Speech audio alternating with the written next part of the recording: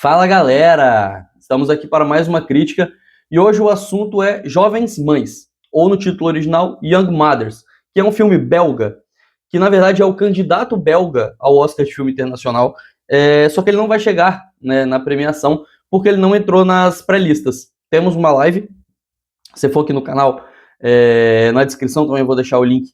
Temos uma live comentando essa pré-lista, né, tanto de filme internacional quanto de outras categorias, e Young Mothers não entrou. Então, não teremos ele lá. Porém, eu quis trazer ele mesmo assim, porque ele é uma das primeiras estreias do ano. É um dos filmes que vai estrear no dia 1º de janeiro aqui no Brasil. E, assim, é um filme muito interessante, que ele me tocou e que eu queria trazer, mesmo ele não estando ali entre os possíveis candidatos à premiação final. E um dos motivos é que ele é de uma dupla de diretores que eu gosto muito, que é o Jean-Pierre Dardenne e o Luc Dardenne, que também são amplamente conhecidos, né, como os irmãos Dardenne. Eles têm um tipo de cinema que me agrada muito, é um cinema mais naturalista, muito sensível e muito próximo das pessoas, e principalmente de pessoas que vivem à margem da sociedade.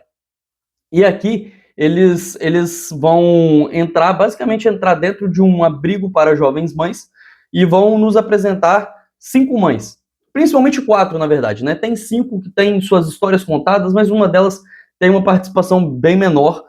E aí, ali nós vamos conhecer um pouquinho da política pública da Bélgica, querendo ou não, porque eles apresentam isso, né, e é uma apresentação até de certa forma elogiosa, de tipo assim, olha ele como que tem ali todo um serviço social feito em torno dessas jovens mães, porque são mães jovens, literalmente jovens, adolescentes, que engravidam e não tem para onde ir por diversos motivos, sejam eles financeiros, sejam eles sociais. Uma delas morava em um ambiente de violência doméstica, então são vários motivos. Algumas não é por não ter dinheiro, ou uma delas é porque morava na rua.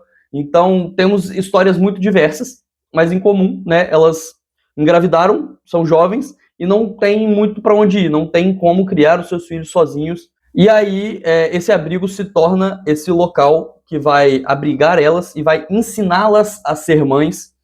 E aí elas têm uma escolha a tomar. Elas podem seguir com essa ajuda para criar os filhos, ou elas podem optar por entregar os filhos para adoção responsável. Então, são esses dois caminhos que o filme vai conduzindo, e nós vamos conhecendo essas 5 histórias que têm começos diversos, meios diversos e finais diversos também.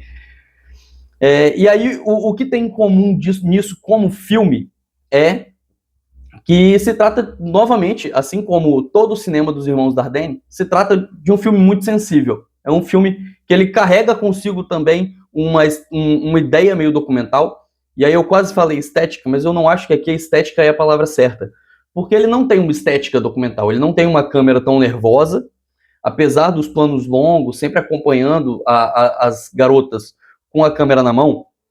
Não é uma câmera tão nervosa de documentário, não é essa visão documental tão forte assim em termos de estética, né?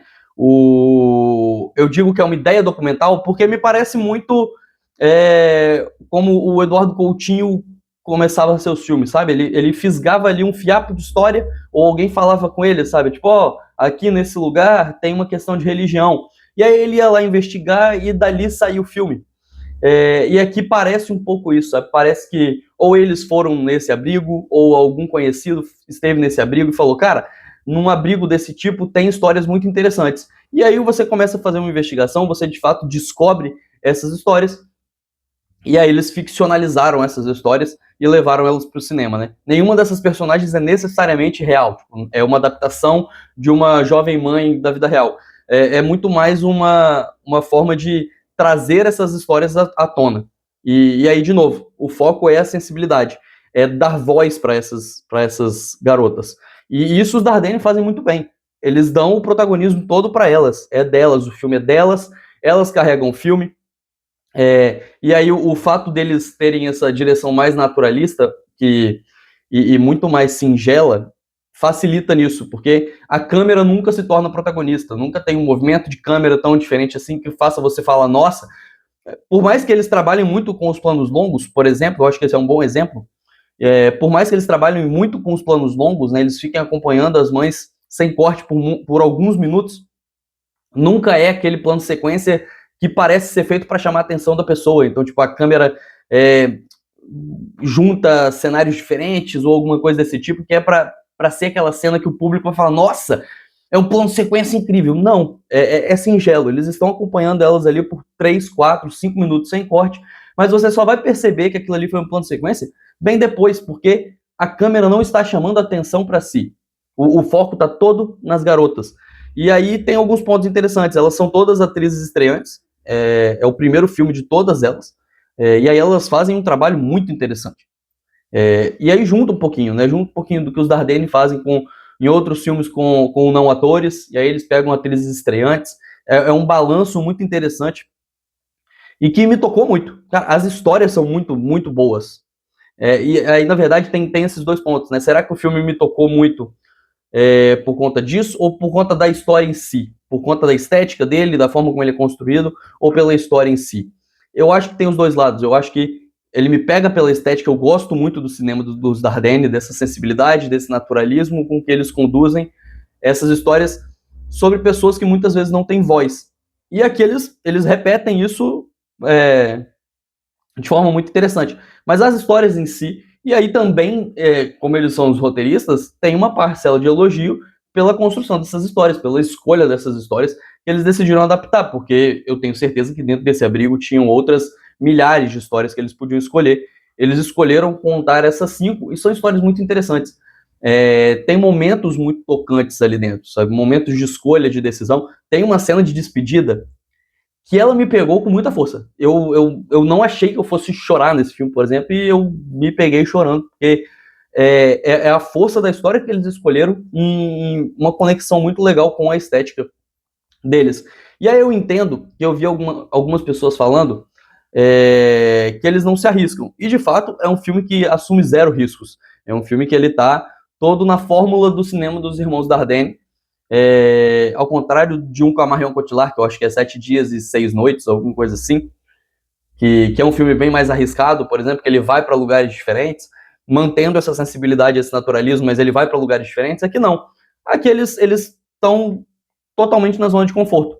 E aí, como criativo, eu entendo a crítica por eles não saírem dessa zona de conforto.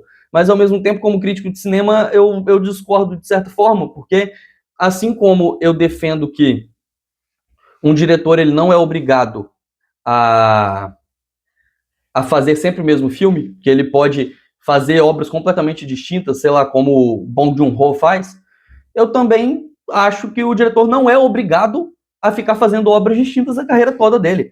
Se ele descobriu esse lugar que ele gosta e que o cinema dele funciona, ele tem todo o direito de permanecer nesse lugar. É claro, assumir certos riscos é legal, dá um gostinho diferente pro filme, dá.